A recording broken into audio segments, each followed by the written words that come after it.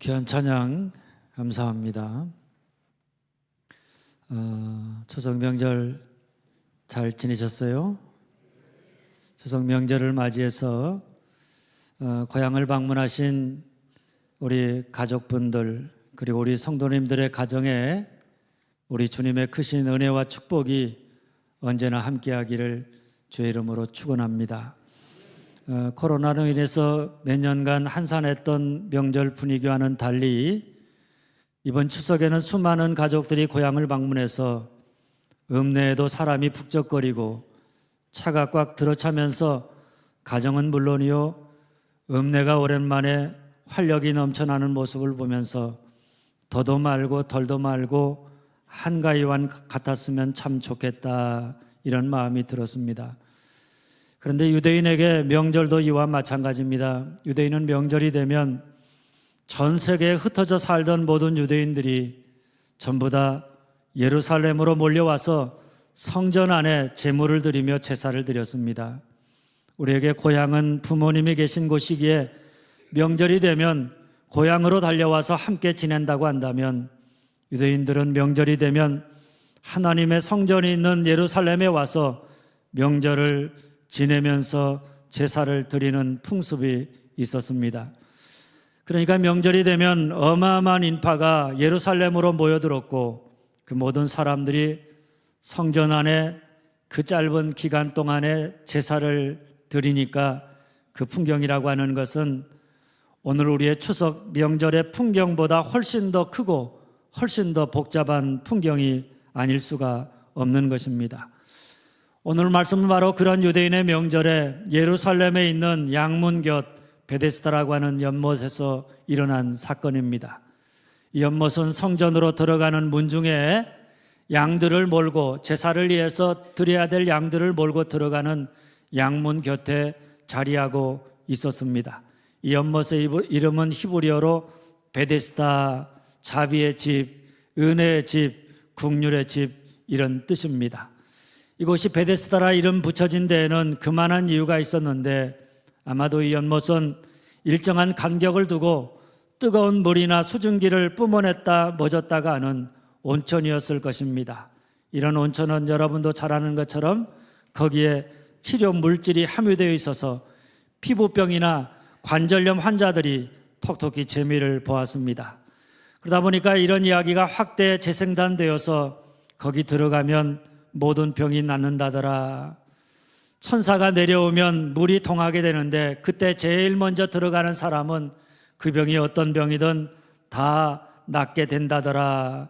이런 소문이 퍼져 있었습니다. 그래서 이 소문을 믿고 많은 환자들이 지푸라기라도 잡고 싶은 심정으로 구림대처럼 베데스다라고 하는 연못으로 몰려들었던 것입니다.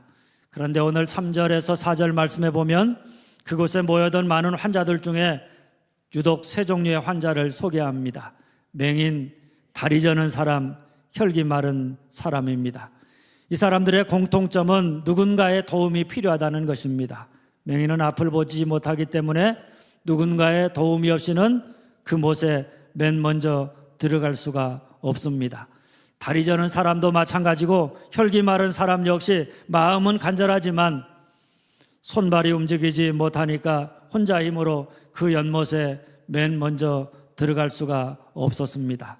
이 세 종류의 사람은 전부 다 연못에 들어가려면 그래서 그 인생의 난관을 해결하려면 반드시 누군가의 도움이 필요한 사람들입니다. 그런데 그런 그들 중에 오늘 성경은 유독 거기에 38회 된 병자가 있더라. 38년 된 자리에 누워서 일어나지 못하는 한 환자에게 집중하고 있습니다. 38년, 말이 38년이지 38년 동안 자리에 누워서 병들어 있다. 그것은 어떤 면에 생각해 보면 살아있지만 살아있지 않은 죽어있는 것과 같은 삶의 모습이기도 합니다. 그러니까 그의 모습을 우리가 생각해 보면 참 생각만 해도 참으로 가슴 아프고 슬픈 인생이 아닐 수가 없습니다. 그런데 그보다 그 인생을 더 슬프게 하는 것은 그의 현실입니다. 한번 따라서 합니다. 사람이 없다. 사람이 없다. 예수님이 베데스다 연못에 38년 된 병자가 누워있는 것을 보시고 그에게 물으셨습니다. 네가 낫고자 하느냐? 이 병자가 이렇게 대답합니다. 주여, 물이 움직일 때 나를 못에 넣어줄 사람이 없어 내가 가는 동안에 다른 사람이 먼저 내려가나이다. 나를 못에 넣어줄 사람이 없다. 여러분, 이 대답은 사실 얼마나 절망적이고 얼마나 가슴 아픈 대답인지 모릅니다. 베데스다라고 하는 연못은 그 말 그대로 자비의 집, 은혜의 집입니다. 어떤 능력이 있든 없든 상관없이 모든 사람에게 자비와 은혜와 국률함을 받을 수 있는 그런 곳, 베데스다입니다. 그것 때문에 수많은 병자들이 혹시나 나도 능력이 없지만, 내가 맨 먼저 그 연못에 들어갈 능력이 없지만 혹여 나에게도 은혜 받을 기회가 주어지지 않을까, 이런 마음과 기대를 가지고 그곳에 찾아왔습니다. 그런데 그곳에서도 역시 자비도 없고 은혜도 없었습니다. 왜냐하면 물이 움직이기 시작할 때 맨 먼저 그 연못에 들어가는 사람만이 병이 낫는다고 믿었기 때문에 사람들은 너나 할 것 없이 자기가 먼저 그곳에 들어가려고 서로 경쟁했기 때문입니다. 그러니 그 분위기가 병든 사람들끼리 서로 위로하면서 배려하고 사랑하고 도와주는 것이 아니라 물이 움직이기만을 기다렸다가 자기 혼자 낫겠다고 요이땡하고 서로 먼저 물속에 들어가려 경쟁하고 있으니 그 모습이 얼마나 살벌했겠는가 하는 것입니다. 그런데 바로 이런 무자비한 모습을 38년 된 병자가 누워서 온몸으로 고발하는 말이 뭔가 하면 사람이 없습니다, 이런 말입니다. 네가 낫기를 원하느냐라고 하는 주님의 질문 앞에 38년 된 병자 역시 그의 마음은 항상 나도 한 번만이라도 물이 동할 때 맨 먼저 물속에 들어가 보았으면 소원이었겠다, 이런 소망을 가졌을 것입니다. 그러나 그는 그것이 현실적으로 불가능하다는 사실을 그곳에 갈 때마다 36년, 38년의 세월 동안 그것을 경험해서 너무나 잘 알고 있었습니다. 그것은 그가 물속에 들어가려고 할 때마다 아무도 그를 도와주지 않았고 항상 누군가 먼저 물속에 들어갔기 때문입니다. 그래서 주님이 그에게 네가 낫고자 하느냐, 아직도 네 마음속에 낫고자 하는 소망과 기대가 있느냐 물으셨을 때에도 주님, 내가 낫기를 원합니다. 나에게 은혜를 베풀어 주시옵소서. 내가 은혜 받을 만한 기회를 나에게도 허락해 주시옵소서. 이렇게 간구하지 않았습니다. 뭐라고 대답했는가 하면 나를 못에 넣어줄 사람이 없습니다. 사람이 없다. 참 절망스럽고 무자비한 세상 속에서 느끼는 그 처절한 체념 섞인 말로 그는 대답했습니다. 그는 지금 은혜의 집, 자비의 집이라고 불리는 베데스다 연못에 와 있지만은 그가 38년 동안 이곳에 와서 경험한 것이 뭐냐? 세상과 똑같이 사람이 없다는 것입니다. 38년 동안 병들어 누워있는데 그 어느 누구 하나 자기에게 관심이 없고 자기를 도와주겠다는 사람이 없다. 자비도 없고 은혜도 없다. 그저 능력에 따라서 능력 있는 자만이 살아남는 경쟁사회, 약육강식의 사회 속에 살아가고 있다는 것입니다. 사람들이 살아가는 삶의 공동체 안에 연약한 사람, 힘없는 사람, 병든 사람, 가난한 사람들에게 관심이 없고 그들에게 자비를 베풀지 않고 은혜를 베풀지 않는다. 그저 서로가 자기의 능력만으로 자기만 살겠다고 경쟁하듯 싸운다. 이기는 자, 능력 있는 자는 살고 힘없는 자, 지는 자는 죽는다. 살기 위해서는 상대를 죽여야 한다. 이렇게 생각하는 무자비한 사회라고 한다면 그런 사회는 더 이상 희망이 없는 것입니다. 오늘 38년 된 병자는 베데스다 연못에서 많은 사람들이 사랑, 자비, 은혜를 말하지만 실제로는 자기 이익 앞에서 자비가 없고 은혜가 없는, 그래서 무자비한 무한 경쟁 사회 속에서 신음하며 죽어가고 있는 병자들, 약자들, 힘없는 사람들의 입장에서 세상이 사랑이 없다고, 사람이 나를 도와줄 사람이 없다고, 세상이 너무 무자비한 세상이 되었노라고 무자비한 세상을 온 몸으로 고발하고 있는 것입니다. 특별히 오늘 성경이 이 사람이 어떤 병에 걸렸느냐에 주목하기보다는 38년이라고 하는 숫자에 주목하는 이유는 다른 게 아닙니다. 38년이라고 하는 숫자는 이스라엘이 광야 40년 생활 중에서 시내산에서 율법을 받은 다음에 가데스 바네아에서 출발해서 세렉 시내를 건너기까지 38년의 광야에서의 삶을 상징하는 숫자입니다. 여러분도 잘 아는 것처럼 모세가 시내산에서 받은 10계명, 하나님의 계명의 말씀의 내용은 뭐냐? 사랑입니다. 사랑하라. 하나님을 사랑하고 이웃을 사랑하라는 사랑에 대한 명령입니다. 38년은 10계명을 받은 이후에 이스라엘 백성들이 광야에서 살아가는 삶의 기간인데 그들이 그 말씀 따라서 사랑을 실천하며 살았느냐? 그렇지 못했다는 이야기입니다. 베데스다 연못가에 38년 된 병자가 있다는 것을 오늘 강조하고 있는 이유는 어떤 면에 생각해 보면 10계명을 받고 그 계명대로 사랑과 자비를 나타내야 될 하나님의 백성들에게 뭐만 남아있느냐? 사랑은 없고 율법만 남겨져 있고, 율법의 알맹이인 사랑이 없다. 베데스다 연못인데 거기에 사람이 없다. 자비가 없고 은혜가 없다. 오늘로 말하면 하나님의 교회 안에 하나님의 사랑과 은혜가 없다. 자비가 없다. 그러니 38년 된 병자는 하나님의 성전인 예루살렘 안에 베데스다 자비의 집이요 은혜의 집 안에 찾아왔음에도 불구하고 여기서도 여전히 세상처럼 은혜와 자비를 경험하지 못했다. 사람이 없다. 능력에 따라서 능력 있는 삶만이 살아남는, 자기는 다른 사람보다 맨 먼저 연못에 들어갈 능력이 없기 때문에 은혜 받을 자격도 없다. 이렇게 스스로를 체념하면서 38년을 살아왔다는 것을 웅변해주고 있는 것입니다. 그러나 여러분, 세상과 교회의 차이가 어디 있습니까? 영국의 비교 종교학회가 열려서 많은 학자들이 기독교와 다른 종교의 차이에 대해서 토론했는데 여러 가지 의견이 있었지만 회의의 결론은 C.S. 루이스가 했던 그것은 은혜입니다 라고 하는 말에 모두가 동의했다고 합니다. 이 말을 달리하면 교회와 세상의 차이가 어디에 있느냐? 교회는 베데스다 자비와 은혜의 집인 반면에 세상은 자비가 없고 오직 능력에 따라서 그 보상을 받는 곳이 세상이라는 이야기입니다. 그러니까 우리가 교회 와서 경험하는 가장 중요한 거, 가장 소중한 게 뭐냐? 다른 게 아닙니다. 하나님의 은혜입니다. 우리가 교회 와서 사모해야 될 것, 그것은 뭐냐? 하나님의 은혜입니다. 물론 하나님이 주시는 무조건적인 은혜, 무제약적인 은혜, 무제한적인 은혜를 우리가 경험해야 하고, 거기다가 신앙의 공동체 안에서 서로가 서로를 통해서 은혜와 자비를 나누는, 은혜와 자비를 경험하는 공동체가 되어야 합니다.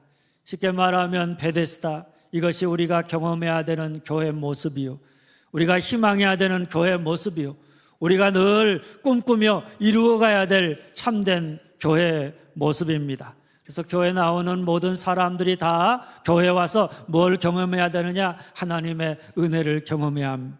병든 사람, 마음이 아픈 사람, 믿음이 적은 사람, 세상에서 상처 입은 사람, 실패한 사람, 모난 사람, 연약한 사람, 가난한 사람, 그 모든 사람들이 다 교회 와서 하나님의 무조건적인 은혜를 경험하고 사람들로부터 은혜를 입음으로 말미암아 세상에서 입은 상처가 치유되고 온전한 사람으로, 온전한 인격의 사람으로 회복되는, 치유하는 공동체가 바로 오늘 교회가 되어야 하는 줄 믿으시기를 바랍니다.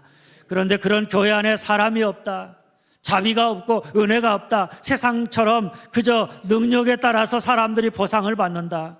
그래서 교회 안에도 어떤 사람들이 큰 소리 치느냐? 의인들, 건강한 사람, 성공한 사람, 능력 있는 사람, 믿음이 좋다고 하는 사람, 오랫동안 교회 다니는 사람들이 큰 소리치고, 그렇지 못한 사람들이 38년 된 병자처럼 관심도 사랑도 존중도 없이 버려진 채로 체념하며 신음하면서 고통한다.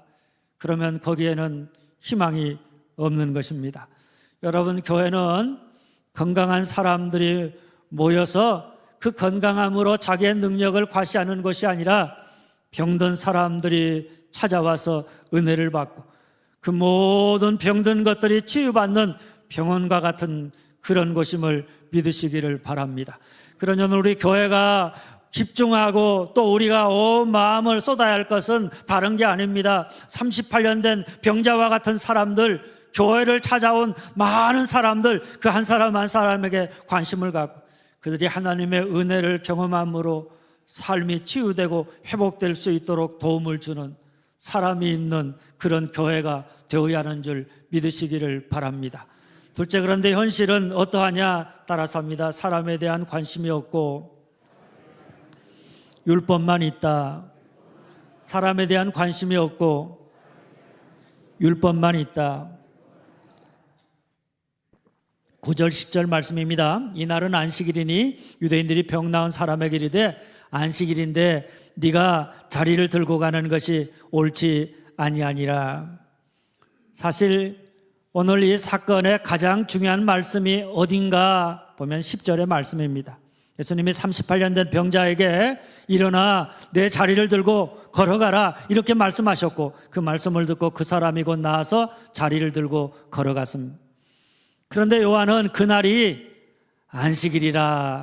안식일이었다는 사실을 강조합니다. 안식일은 어떤 날인가 하면 그냥 아무것도 안 하고 쉬는 날이 아닙니다. 쉬는 이유는 사람을 살리기 위해서 쉬는 것입니다. 일주일 동안 노동해야 하는 노예들에게 하루를 쉰다고 하는 것은 곧 생명과도 같은 것이기 때문입니다. 다시 일할 수 있는 힘을 회복하는 날이기도 합니다. 그래서 안식일에는 다른 일은 안 하지만 사람을 살리는 일, 치유하는 일, 사람을 돕는 사랑을 실천하는 일들은 행했습니다. 그런데 나중에 유대인들은 이 안식일을 그냥 아무것도 안 하는 날로만 지켰습니다. 지금도 예루살렘 성지 순례를 가면 안식일이 되면 호텔의 엘리베이터가 사람이 버튼을 누르지 않아도 되게 자동으로 모든 층에 멈추었다가 올라갔다 내려갔다를 반복하는 것을 보게 되어집니다. 버튼을 누르는 것도 안식일을 범한다고 여기고 있기 때문입니다. 그런데 버튼은 안 누르지만 할 일은 다 하더라고요. 그러니까 사실은 껍데기만 있는 거지 진짜 그들이 율법을 지키고 있느냐 참 의아한 생각을 갖지 않을 수가 없는 것입니다. 그런데 놀라운 것은 38년 된 병자가 그 병에서 나음을 입었는데 유대인들이 병 나은 사람에게 참 38년 동안 고생 많았다고, 이제는 건강하고 행복하게 인생을 잘 살아가라고, 내가 박수치면서 축하하노라고, 새로운 삶의 출발을 축하하고 기뻐하지 않고 있다는 것입니다. 쉽게 말하면 38년 동안 병으로 죽었던 그 인생이 다시 생명이 살아나고 회복되고 온전해졌음에도 불구하고 그런 그에게 전혀 관심이 없고 뭐에만 관심이 있느냐? 안식일 법에만 관심이 있다는 이야기입니다. 안식일인데 네가 자리를 들고 걸어가는 것이 옳은 일이냐? 너는 안식일 법을 범했다. 네가 잘못했다. 그를 무섭게 질책하고 있는 것입니다. 참 얼마나 소름 끼치는 모습인지 모릅니다. 여러분 뭘 느끼십니까? 우리의 신앙이라고 하는 것이 종교로 변질되어지면 거기에는 뭐가 안 보이느냐? 사람이 안 보입니다. 뭐만 보이느냐? 사람은 안 보이고 율법만 보입니다. 그래서 율법을 가지고 그게 맞았다 틀렸다 옳다 그르다에만 관심이 있을 뿐 사람이 고통을 당하고 그 고통 속에서 그 생명이 살아나고 회복되고 온전해지는 것에는 전혀 관심이 없다는 것을 보여주는 것입니다. 그런 율법의 잣대를 가지고 사람들을 판단하고 정죄할 뿐 거기에는 사람에 대한 사랑이나 애이나 존중이 보이지 않습니다. 뭐만 남아있느냐? 사랑은 없고 율법만 남아있다. 그런 신앙이 얼마나 섬뜩하게 무서운가 하는 것을 우리에게 보여주고 있는 것이 오늘 말씀의 내용입니다. 그래서 오늘 유대인들이 38년 된 병에서 나음을 입은 이 사람에게 축하하고 함께 기뻐하는 게 아니라 오히려 안식일법을 들이대면서 너가 안식일법을 범했다고, 법을 어겼다고 매섭게 비난하는 모습을 보면 참 무자비하기 짝이 없다, 참 무섭다, 이런 생각이 듭니다.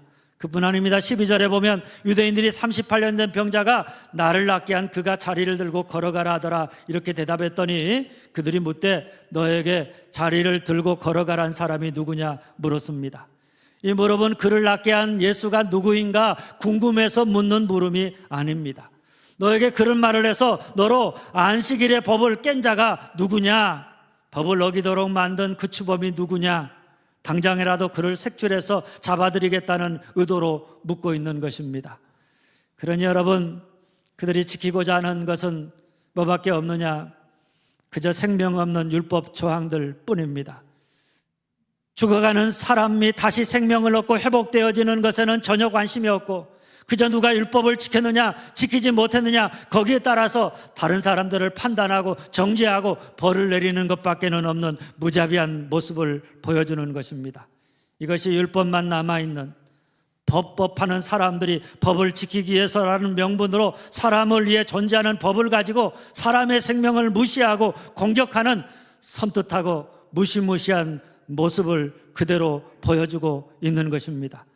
그러나 여러분, 기독교는 엄밀한 의미에서 종교가 아닙니다.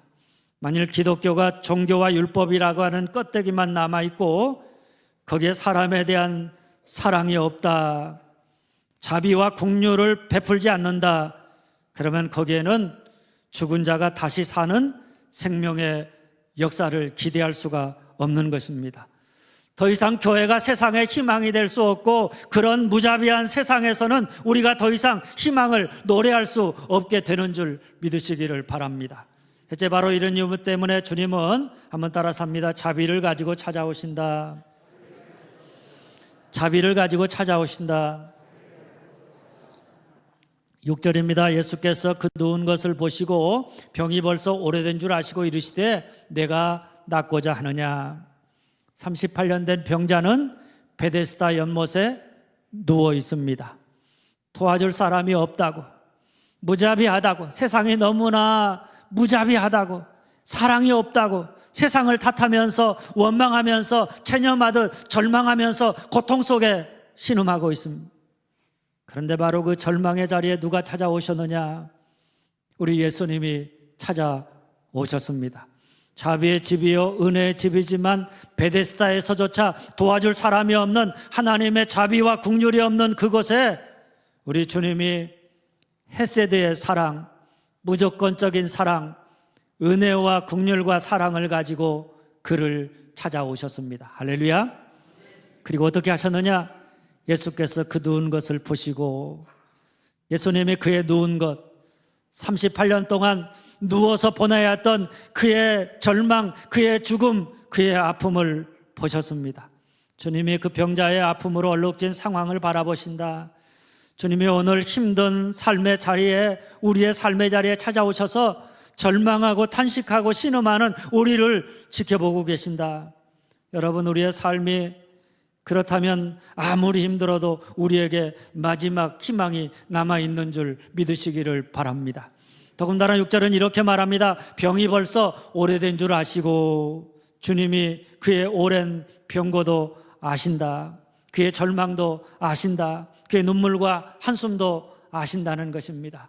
아무도 나의 고통과 절망을 알지 못한다고 낙심하고 절망하는 그에게 주님이 찾아오셔서 병이 벌써 오래된 줄 아신다. 내가 네 마음을 안다. 너의 아픔을 안다. 이렇게 말씀하고 있다는 사실입니다. 그런데 여러분, 이것보다 더 큰 희망이 되는 말씀이 뭔가 하면 6절 후반절입니다. 이르시되 내가 낫고자 하느냐. 이 질문은 38년 된 병자를 모시고 그의 아픔과 절망을 아시는 주님이 그냥 한번 해본 질문이 아닙니다. 그에게 38년의 질긴 병에서 낫게 되는 생명의 길, 희망의 길을 내가 너에게 안내하겠다, 이런 말씀입니다. 그러니 예수님이 내가 낫고자 하는 이 말씀은 이미 그 가운데 그를 다시 일으켜 세우고자 하는 희망의 노래가 시작되고 있음을 보여주는 말씀인 줄 믿으시기를 바랍니다. 그런데 문제는 뭡니까? 분명 주님이 찾아오셨고 그를 보고 계셨고 그의 눈물과 고통을 다 알고 계셨습니다. 그래서 그들에게 내가 낫고자 하느냐 물으셨습니다. 그런데 그 주님을 주목해서 보지 아니하고 주님의 물음에 똑바로 응답하지 않았다는 것입니다. 자비와 은혜의 근원이신 주님이 자비의 집인 베데스다에 찾아오셔서 내가 낫기를 원하느냐, 내가 너에게 자비와 긍휼을 베풀기를 원한다, 이렇게 말씀하셨지만 정작 그는 주님이 누군지 몰랐기 때문에 주님에게 별로 관심이 없습니다.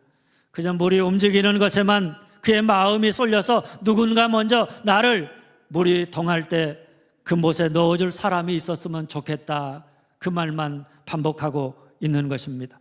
그래서 내가 낫고자 물으시는 주님의 질문 앞에 이 38년 된 병자는 주님, 내가 낫고 싶습니다. 나에게 자비를 베풀어 주시옵소서, 나에게도 은혜 받을 기회를 허락해 주시옵소서, 이렇게 간구하기보다는 물이 동할 때 나를 넣어줄 사람이 없다고, 주님이 아니라 베데스다 연못에다가 미련을 보지 못하고 사람이 없다는 사실 때문에 불평하고 원망하고 있었던 것입니다.